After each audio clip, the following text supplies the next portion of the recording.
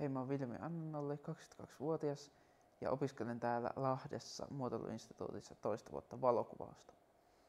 Viimeinä 2 kesänä mä oon ollut tuolla Helsingin taidemuseossa valokuvaajana ja siellä mulla oli todella laaja työkuva, eli mä kuvasin ihan teoskuvia, sitten tämmöisiä arkkitehtuurikuvia uusista julkisista teoksista, mitä on tullut pitkin poikin Helsingin uusia päiväkoteja ja kouluja, tapahtumakuvaa, taiteilijoiden kuvaamista, näyttelyiden kuvaamista,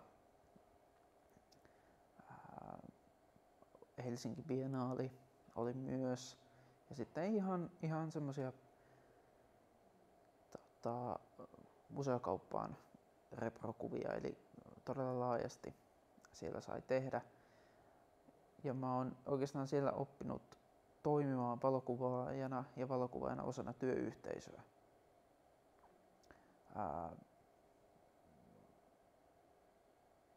Mä oon lähtenyt semmoiselta katukuvauspohjalta ala-asteelta, kuvannut paljon dokumentaarista valokuvaa ja sieltä mun kuvaus on kehittynyt, mä sanoisin, maisemakuvaukseksi.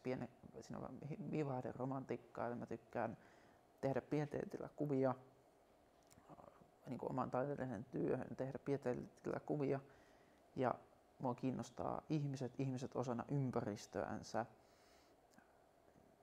Ja mä olin viime vuonna Ahvenanmaalla kuvaamassa tämmöistä kouluprojektia, kun uskallan puhua ruotsia Ahvenanmaalla, jolloin mä pyöräilin 200 kilsaa 6 päivän aikana. Kuvasin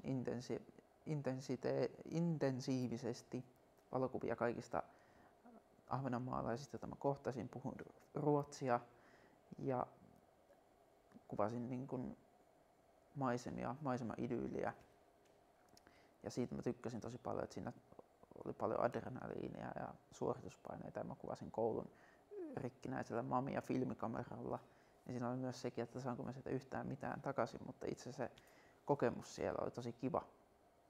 Ja mitä tulee tähän maaseudun tulevaisuuteen, niin ensi kesänä mä haluaisin päästä teille kesätöihin ja tutustua kuvajournalismin maailmaan, mikä on mulle vielä semmoinen uusi ulottuvuus, jota mä en ole päässyt tekemään. Eli toivottavasti tämä resonoi teidän kanssanne ja pääsen kertomaan itsestäni enemmän. Kiitos.